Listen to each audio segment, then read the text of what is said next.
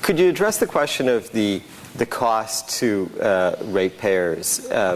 Because this is I guess this is the big question around, the feed-in tariff program, is that, the costs get worked into electricity rates, both for individual consumers and for business customers. And I was wondering if you could talk about, what is your expectation about the impact on rates overall, and projecting forward, because, you see an enormous amount of demand for what you have to offer. You alluded to this. Even in the last month, you're getting a lot of requests. And how will it impact rates in your estimation in the near and medium term? This is definitely yours, Colin. Well, yeah. So if you were here last year, you would have heard me saying that electricity prices are on the rise, and that was even in advance of the feed-in tariff program. We've got lots of things in the pipeline. We're significantly modernizing our system.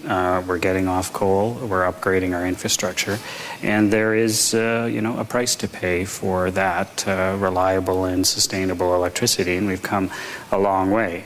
Electricity as part of your household bill, still a relatively small portion of it when you compare it to a few other things like your cable bill or your phone bill, for example. Lots of people are paying way more for a lot of those. On the renewable energy front, at the moment, solar and wind, quite a small percentage of our overall capacity. We've got about 1,200, 1,300 megawatts or so in a system that has about 35,000 megawatts of installed capacity and 24,000 or so of peak demand. We are significantly going to increase the amount of that, but still, when you look at it as a proportion overall, it's relatively small. So some of the estimates that have been put out with regards to a 1% increase per annum average over 15 years related to the Green Energy Act items, I think that's very, very manageable. It is, in addition to some of the other price increases that we've got, in the pipeline already. A lot of attention gets paid to, we're paying 80 cents for rooftop solar. Well, all of those 2,000 applications that I talked about on the microfit side, they only add up to 8 megawatts. So it's not going to have a significant impact on rates. But what it does do is contribute to what we think it does is contribute to a culture of conservation. That people who are generating their own energy and electricity are going to be more careful about their consumption as well. And so it provides economic opportunity and jobs, and so I think you have to take into consideration all of those things. Rate and the consumer and the ratepayer is first and foremost on our minds at the Power Authority, because that's our mandate. But we're also looking at a number of other objectives as well. Okay. The next thing I wanted to ask you about is has to do with the question of, and this is sort of a political question, but there is an issue about the discomfort about wind farms, and there have been lots of issues that have arisen locally. People are uncomfortable with the sound, with the sight, and so on.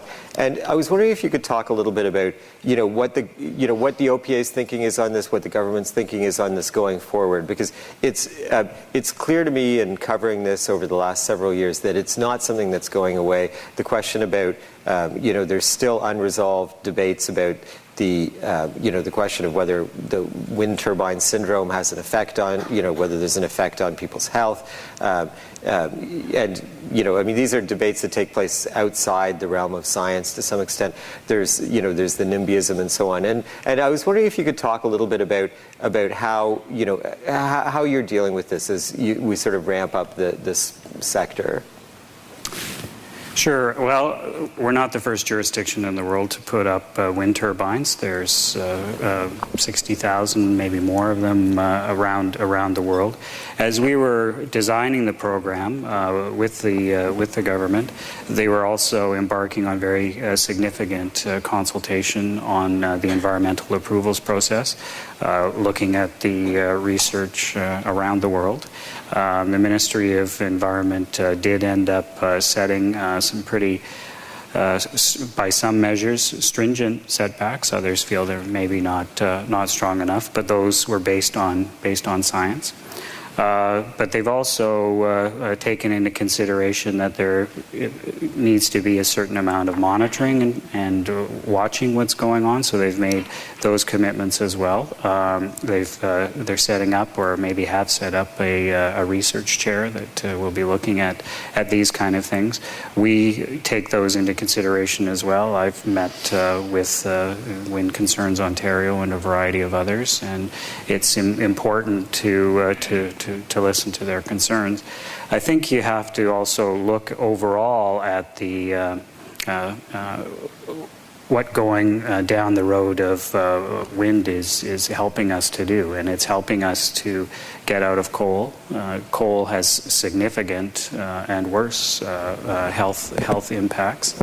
And those are all serious considerations. It's really helping us to reduce our carbon footprint. We're actually in Ontario going to be reducing the carbon footprint of the electricity system by 75%. And there are very few sectors that are managing to do that. So I think you have to take all of those things into consideration. You're right, there is some increasingly more organized and focused opposition. That's not surprising and not uncommon either, and we do take those concerns very seriously.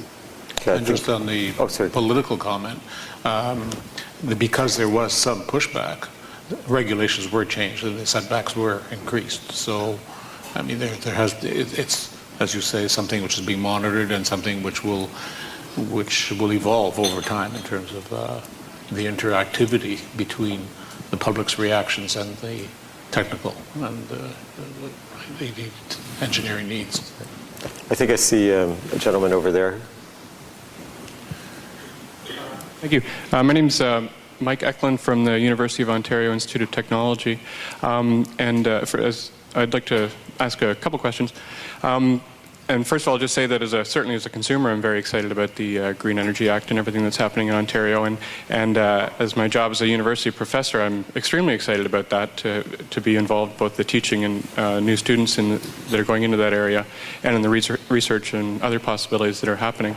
I'd like to ask my question about the green economy and what's going on with that. We see a tremendous amount of excitement among the students in the university, and I'd like to point out that our table here was organized by some interested students who came down from Oshawa this morning to attend this event.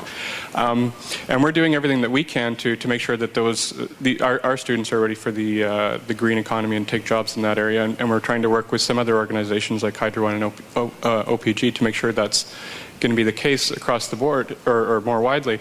But is there enough coordination happening between, for example, the different energy sector organizations and, for example, the Ministry of Training Colleges and Universities, to make sure that at different levels that people are available and ready to take these 50,000 new green jobs as they come through in the next few years?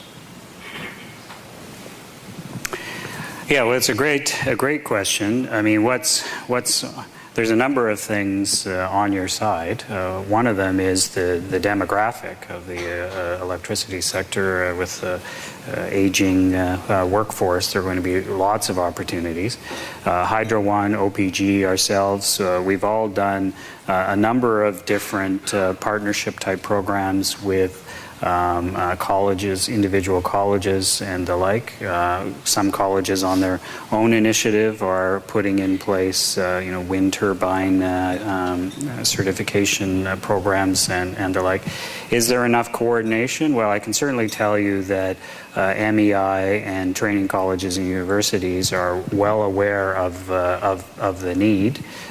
Some of this is under the purview of individual colleges, and in particular parts of the province, a number of them have decided that they want to be green energy institutions and have been doing their own thing. Short answer to your question, there's probably never enough coordination.